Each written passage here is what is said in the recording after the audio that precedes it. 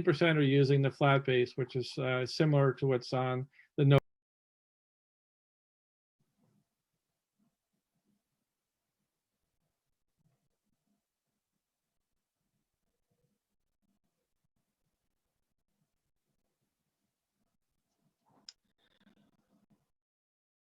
Okay, well, we're after noon, so let's get started. We've got a lot to talk about today. My name is Ruth Ackerman, and I'm the Director of Professional Development at the Ontario Pharmacists Association, and welcome to our second out of 4 workshops where we're talking about the role of the pharmacy care team, both pharmacists and pharmacy technicians, in the management and supporting of patients with diabetes. Today, I have Rob Roscoe with me, and we'll be talking about injection error and why and too much force. Rob is going to ask you for a little bit of feedback on how your little assignment went last week, testing out injection. Moving the injection site around for patients and see how that worked for you. If you have feedback on that, please put it in the chat and then we can take a look at the chat. So just write a little thing about how it went. Did it went well? Did any aha moments, etc. This webinar is being recorded, and if you miss it or if you have to jump off, it's going to be available in your course later on. We have a couple of polls that we're going to ask you some questions on, and Rob's going to give you some homework too. So I'm not going to talk anymore other than just introduce Rob. So Rob is a community clinical pharmacist and a certified diabetes educator working with his own consulting company nationally and locally in southern New Brunswick. He's a graduate of Dalhousie University. He completed his hospital pharmacy residency, then worked in various hospitals in the Maritimes before finding his place in community pharmacy. Yay! He stayed in one location for 27 years.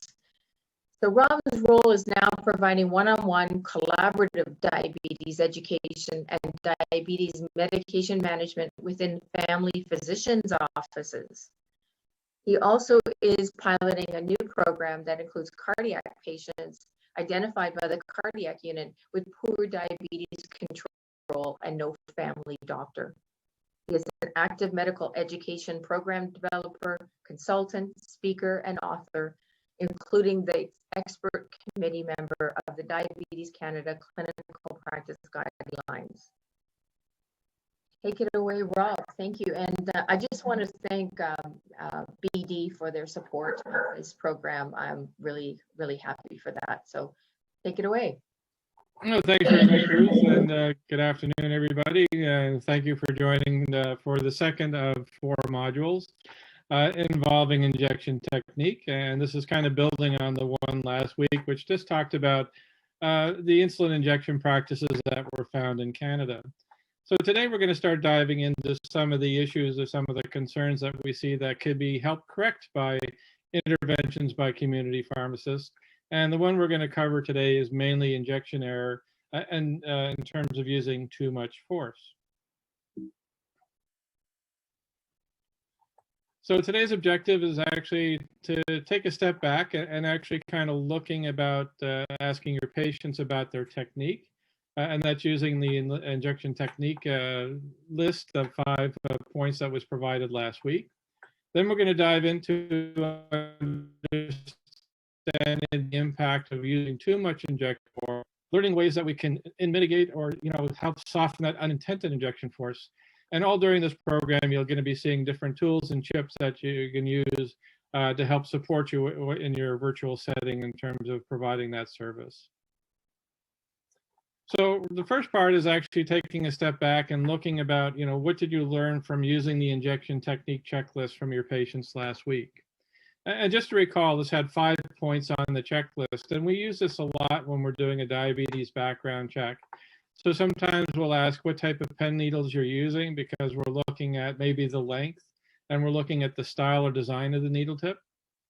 Also, we ask, can you show me where you're going to inject? And then maybe where you're going to inject next, because we're going to try an idea if they rotate well or how broad a range they're actually injecting. The one trick here is that if they use their one finger and they point to one spot, they're really not rotating well. So I usually ask them, do you have any lumps and bumps in those particular areas? Because what we're looking for is a condition called lipohypertrophy when a person doesn't rotate well. So that's the third on the injection technique checklist. Third, fourth, and we're going to cover that today, is how much pressure do you apply when you inject? So what does it look like underneath the pen when you're doing your injection? And then the fifth point on the injection technique checklist was, do you ever reuse your needles? And that's a bit of a challenge because you don't want the patient to feel bad if they can't afford it. But we also need to know that if they're reusing their needle tips, to make sure that they're keeping safe and not causing more harm than they are good. So looking for a little bit of feedback, and I kind of see that, one comment from Teresa was really that working from home, not really able to practice, but use the education team and use to concentrate more on this during client visits or family health teams. So, in light of that, if I'm working virtually or dealing virtually with the client, which is kind of our environment today, you'll see down towards the end of this program where you can actually go on the website and they have different sheets and different lists that can be used that you can send to the patient via an email. And that kind of helps identify some of these issues with the injection technique guidelines and recommendations. So if you're looking at maybe using needle length, there's an information sheet on that, or looking for lipohypertrophy. These are things that you can use virtually and actually send to the patient, via email that they could look as well. And in these programs, there's actually a version for the healthcare provider like yourselves, as well as one for the patient. So if it's something that you feel a little uncomfortable with, you can download the information sheet. They're very easy to read. They're one-pagers, and it goes that the one that your patient gets is more patient-based. The one that you get is more healthcare-based. Okay, I'm not seeing any further feedback. So when you're looking at the injection technique checklist, really the idea is that if you can know a patient or two that is using insulin, keep in mind, maybe keep the checklist handy. And as you talk to them, maybe just try to run through it and just see what kind of feedback or information will come back from your patients. The ones that I get most surprised from are most of them never heard about the lumps and bumps. So that's usually one that they really find they get really interested because they kind of know they're there, but they don't know why they're there. And also when they look where you inject, they sometimes aren't aware that they can inject into a broader area. So a lot of these things are very simple, but the trial is you got to take that first step and actually make the questions and just see what kind of response you have. And you don't have to start with a dozen people. Start with one or two and see how well it goes. So we're going to get in today's poll. So I guess, Ruth, I'm not sure if you can launch that.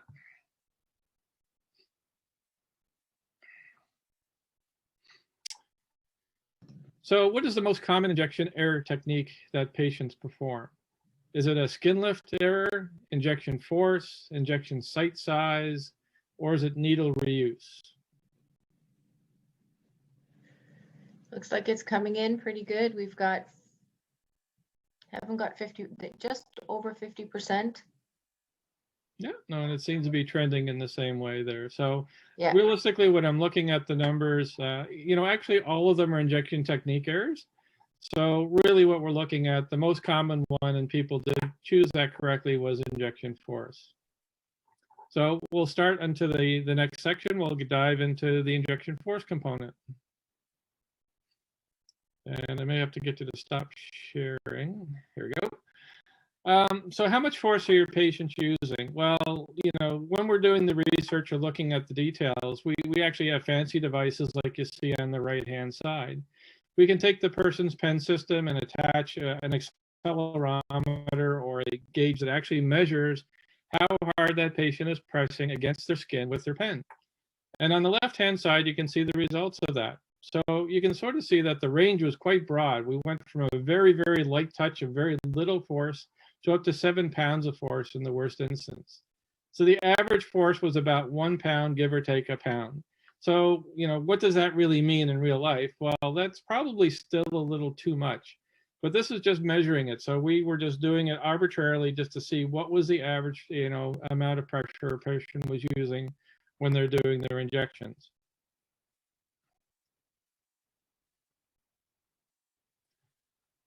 So we're going to just take a sidestep just briefly to review what was done last week as well, when they looked at the observational trial from a number of family practices and specialists.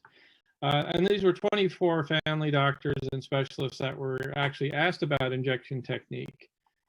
The interesting results with 96% of them actually said that injection is very important to improve outcome. About 80% of them said that they felt comfortable about talking about injection technique with their patients.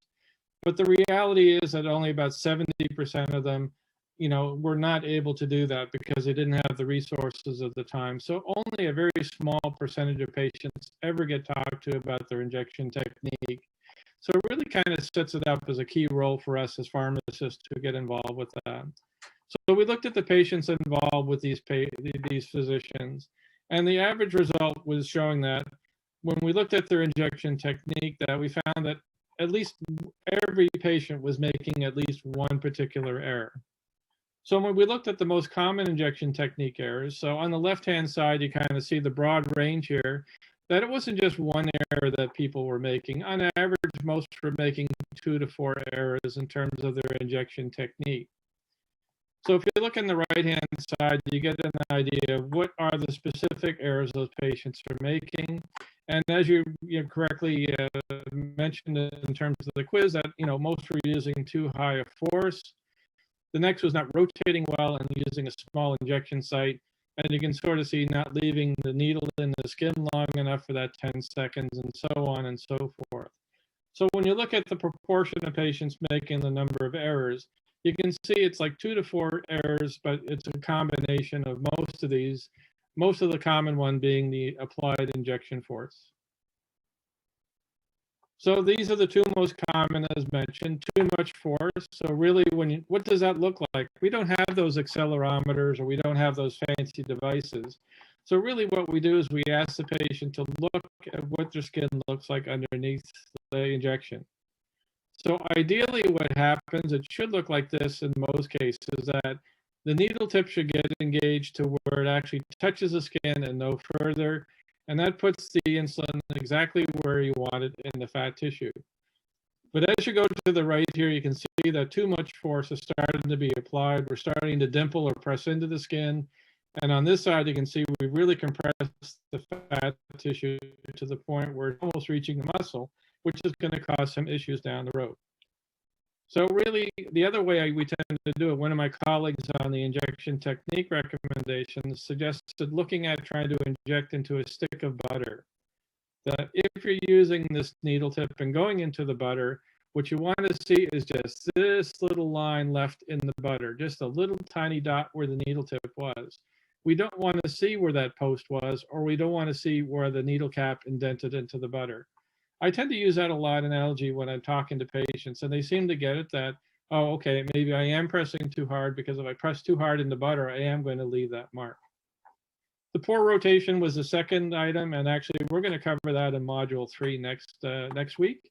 But as you can see, the idea is just basically when you're not doing it correctly, you tend to use one site in particular, and we can have inflammation to develop of lipohypertrophy in those areas. And here's the actual ideal areas. You can sort of see a broad range around the belly button as well as the leg and other locations in the body. But we'll talk about a little bit more about that next week. So what is the implication of using too much force? Well, simply it leads to uncomfortable injections. Because of the uncomfortable compression of the injection, you have an increased risk of intramuscular injection. Because the blood flow in the muscle is much higher than it is in the fat, you can get inconsistent insulin absorption. So on some days when you're doing it really well, it kind of makes sense. On days you're going a little too deep and the insulin's starting to work a little differently, it's working a little too quickly. And the result is that you're getting this glycemic variability. This is the day-to-day changes that really frustrate patients. These are the ones that come into your pharmacy and they talk about my meter's not working well, my pen's not working well, the insulin's not working well, because I'm doing the same darn thing every day, and every day I'm getting a different number. And a lot of it can be just related to poor technique. So ideally, getting them to try to inject with the same degree of pressure each day will actually help mitigate some of this problem and actually make the patient more satisfied in terms of the day-to-day results. So the simple message for proper administration is that the skin should not dent underneath the pressure. If you're a golfer, it should not dimple. So when you're looking at your skin, it should not have any compression whatsoever underneath the needle tip. But keep in mind, a lot of patients can't even see where they're doing their injection. So they may have to do it in front of a mirror to see if they're pressing their skin in. And those that ever started insulin injections in the store will kind of remind that the first time the patient does it, they always tend to push too hard because they're just trying to get their darn thing in and get it over with. So they always tend to push a little bit hard. And usually afterwards, I'll talk about, you don't have to push that hard, and a little bit softer is all we need to get it to the right spot. So we're going to look at the impact of education now on terms of, can this improve injection technique or improve pressure as well? So I'll do, Ruth, I guess we can launch the second poll.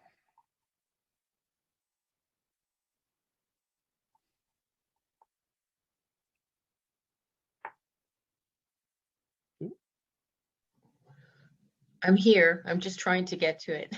Oh, no I was sharing it. That's what was going on. Here we go. Yeah, that gets poll number one. There's poll number two.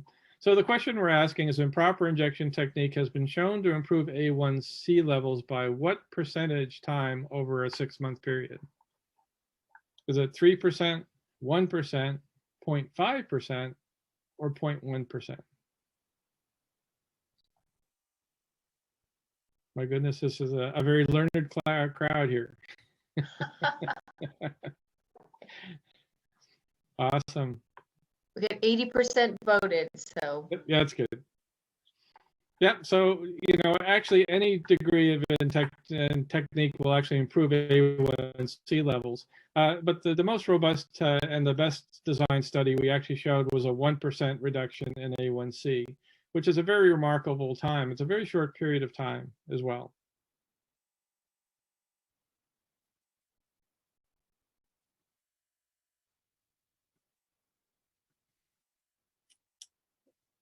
So we're going to talk about the role of injection technique now in terms of what kind of improvements we could see. So the impact of a proper injection technique, as most had answered correctly, was 1%. So the Misnikova trial was a very significant trial, is that it had a control group. So this is a better designed trial because we can actually measure the results of the intervention versus somebody who doesn't make any changes. So there was 3 groups in this particular trial.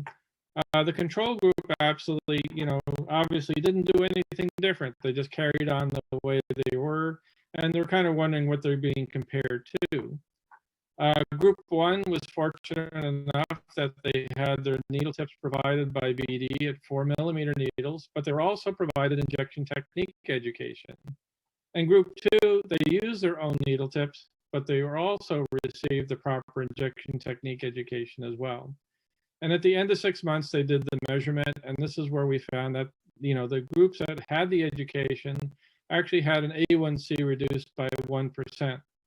And group 1 that had the 4mm needle tips provided actually had a little better result, while group 2 was just slightly behind.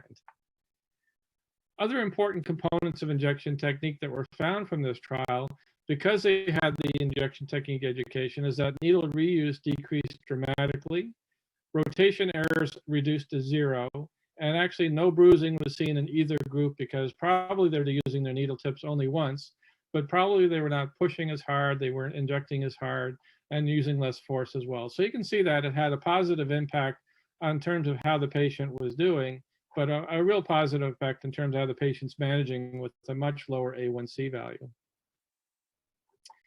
So how do we evaluate injection force? And I alluded to this already, that really we don't have the fancy tools that we can use with that. So really we just have the patient to have a look at what the skin underneath their needle looked like at the time of injection.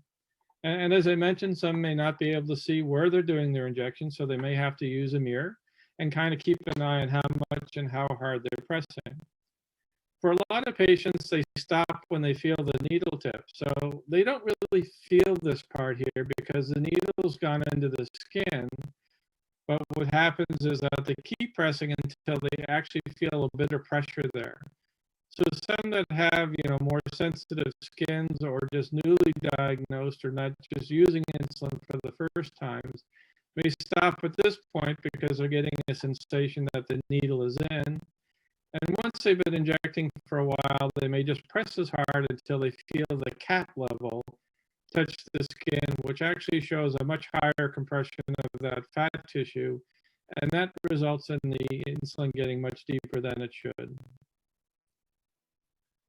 So the idea is if they're looking underneath or into the mirror, they're trying to ideally mimic this part where they just get the needle tip in and stop, and try to avoid putting in the skin where they see that dimpling or the compressions happening.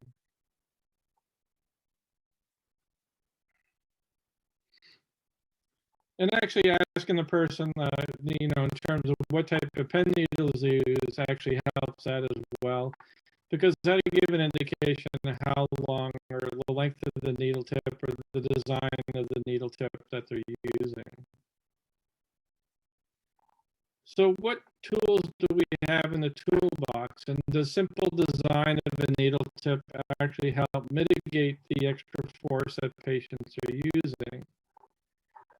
So in order to assess that, we really have to take a second just to think about what needle tip designs and what are Canadians using right now for their insulin injections. So on the left-hand side, you can sort of see the results of that. That the conventional needle tips, these are the posted ones that have that little post that hold the needle. About 65% of patients are using this design needle. So these would be in your typical, you call them generic needle brands or the older versions of the name brand type needles that would still have the post. They're still widely used by 65% of the patients. When we look at, the 20% that they're using the contoured base, which is found in the BD Nano Pro, and about 15% are using the flat base, which is similar to what's on the Novo Fine Plus. So again, no post in either of these, and the contoured base actually has like a little bit of a shock absorber type role in terms of doing the injection. So you can sort of see that the majority of patients are still using the older style needle tips, and there could be some room to help in terms of moving them to a better site or a better experience with their injections. So what we're trying to do here is actually show, using different designs of needle tips, does it make a difference in terms of where the insulin is actually being injected? So the first three versions, post A, B, and C, are the posted needle tips. These are the design here.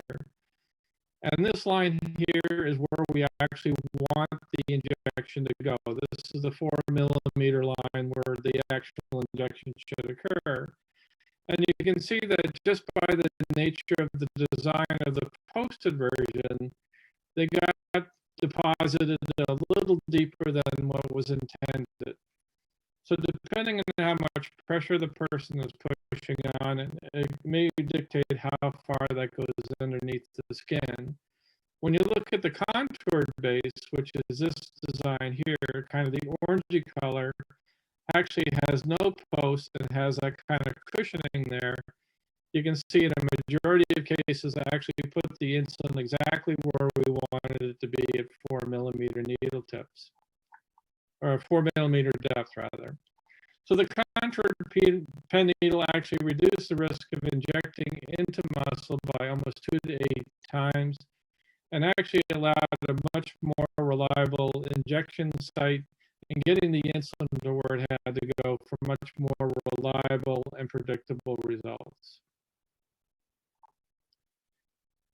So the whole idea is to mitigate the force that the person's pushing in. So really, this is just two pictures in terms of the conventional posted needle tip versus a contoured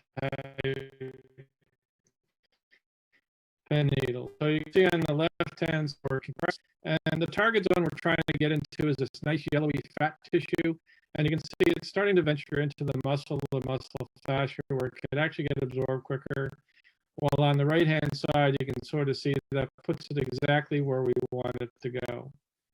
So really, in one of our recommendations from the injection technique is that we now feel that the use of a non-posted pen needle design actually reduces the impact of unintended pressure and avoiding intramuscular injections. So really, something like the contoured pen needle design actually will help reduce intramuscular injection compared to the conventional pen needles with the posted design.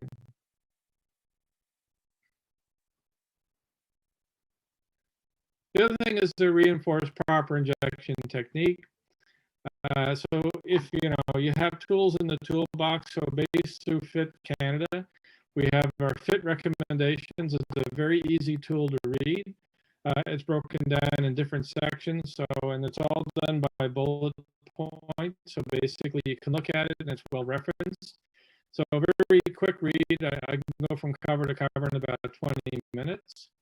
But more importantly, for those that are dealing with patients virtually, you can go onto the site and actually send them the link or download the Injection Technique Plus, which actually has different topics in terms of how to help them do better injection. So this one actually talks about site selection and site rotation.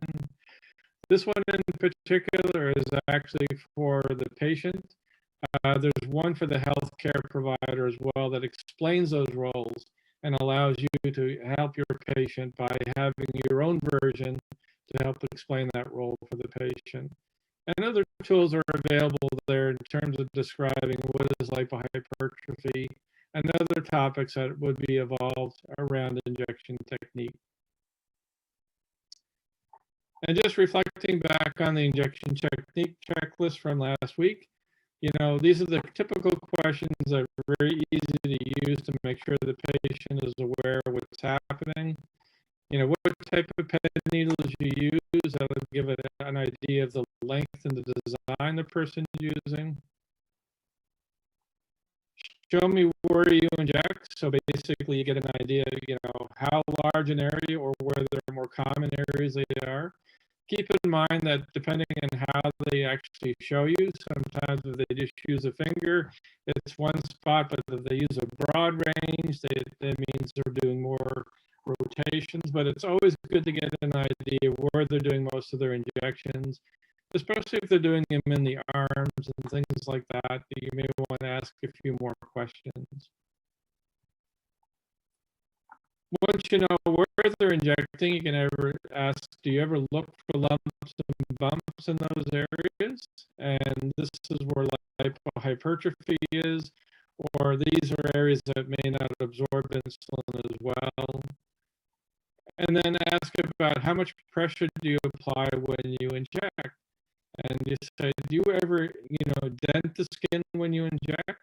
And then you can talk about, it's better to use very light pressure and not indent the skin in this case, because we just talked about that. And then every reuse your needles. And as I mentioned at the start, you have to handle a little carefully here because some people can't afford to change their needles every time. But as long as you tell them the risks that they have and to be very careful, and this is what we're trying to avoid, then they can make that decision whether it's more important for them to put a few cents more into their needle tips or to try to find another area where they can save a few dollars from. So today's key learning points really is that the injection technique should be assessed somewhat regularly on people on insulin or any injectable antihyperglycemic agents. Remember, most patients, are either taught at the doctor's office, and only about 20% of patients ever go through diabetes care teams to learn about how to do their injections. And there's so much going on that sometimes they can't remember all the details. So another key role for pharmacists doing a review is just to talk about their injection technique. Remember that proper injection technique has a very positive effect on their A1C, which we measure the role of diabetes medications in diabetes management. It reduces glycemic variability, which really frustrates patients, and it reduces unexpected hypoglycemia, which is probably one of our biggest barriers in getting people to move their dose to a better level to get better control.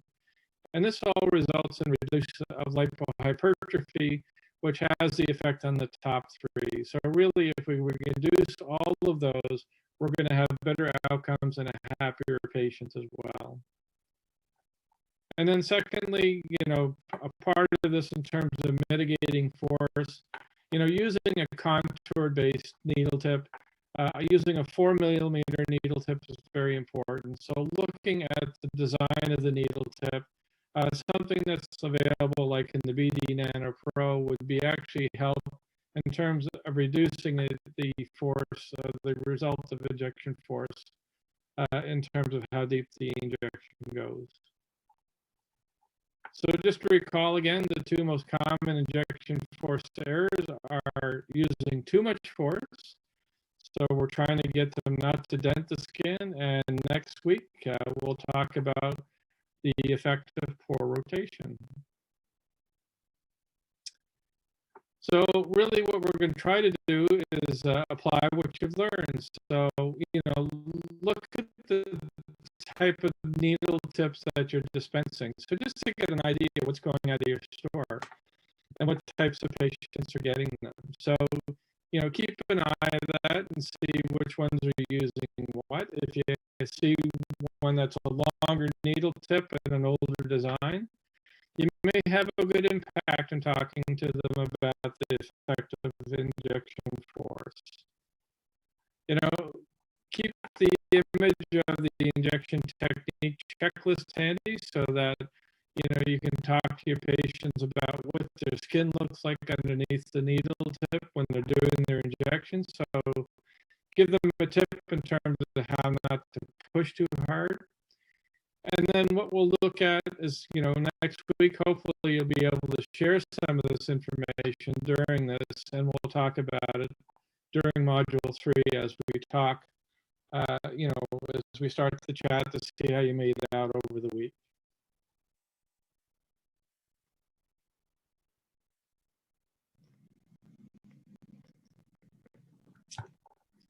And that'll lead us into the Module 3. So really we have a few moments, I guess, for questions and answers. I guess if anybody has any, we can open up the chat, I guess, and have a look. Yes, Rob, thank you very much. That was really interesting. I can imagine jabbing it right in there. So someone's asked about the slides, and so the presentation slides are always put into the course right after the course, right after the presentation, and there'll be a little test in that course as well, so that you can just test your knowledge of what you've just learned. What's really important here is there's so many opportunities with the MedsCheck for diabetes in Ontario. I know, Rob, you're from New Brunswick, but we have this opportunity to give MedsCheck for diabetes and also use these sorts of conversations with patients as part of the follow-ups on the MedsChecks. There's just so much information that you can only take at one time. A MedsCheck is quite long. but a follow-up with just small amounts of information and trial and error for the patient, and then to give you feedback on it. Very, very helpful. So it looks like we're getting some questions here. How can diabetic patient get needle coverage in Ontario?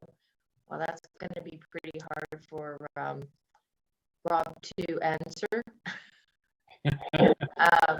And unfortunately, I don't know. I think they need to. I think there may be something through Diabetes Canada, but I don't know for sure. So I apologize for that. It's definitely something that's covered under medical expenses. I know it seems strange that we give insulin for free and then we make them buy the needles to get the insulin inside them, but and then somebody said that I noticed that the picture you showed of the contoured needle did dent the skin. Yeah, I think if you look at the amount that the skin actually gets pressed in, it's very minor compared to what the post does. So the idea is that, what was happening before is the person would push the needle tip in, and they would keep going until they got the sense that there's something resting against the skin. So with the small amount of post, they push a lot more, which actually compresses the skin and the fat more than the contoured base. So the contoured base almost like I said, acts like a shock absorber. So when they actually feel the cap touching their skin, it may go in a little bit, but it's much, much less than it would than the posted type. So again, it's even part of that process that they should look at their skin, against the mirror and try not to see that skin push in too hard or dimple. So the picture did show indenting the skin a slight amount, but it's a very much less so than the traditional posted needle tip. So I got a little text from someone saying that obviously ODB doesn't cover the needles, but ODSB for seniors has $170 for those over 65. So there is some kind of coverage there. We'll have to look into that. Yeah, saying in New Brunswick, we do the same. They can either purchase extra coverage, but it's not a bill direct in New Brunswick. So basically, they either pay for it and get reimbursed separately as a medical device, or in some cases, within the socialized medicine, we can invoice the social development department. But again, there is a cap. We're only allowed to do so much depending on how much they're injecting. Exactly. But we're in the same boat that if they have private insurance, only a small portion will allow us to bill directly for them, which makes it harder to keep an eye on who's using what. Yes. But in the pharmacy that I worked at, I made it a rule that, if they're purchasing their needle tips, you just even put it under a hold prescription so that we can see what brand and what length they're using, so that I can pull it out later if I want to do a meds check or do a review. And that seemed to work really well, so that I can keep an eye on what pen each person was using that way. And that way, if they ordered their needle tips and didn't know, we could actually go and look into the profile and look to see what they're doing to help them out as well. Yeah, and that's really good actually, because it's not always the patient that comes. It's sometimes a caregiver or grandson or somebody.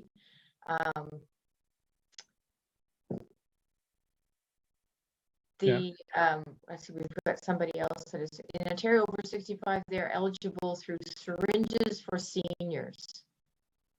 Yeah. So we're at time, actually over time. So I want to thank you, Rob, for this presentation. As I said, there's a little test back in Access the Course again, and you'll see the presentation slides.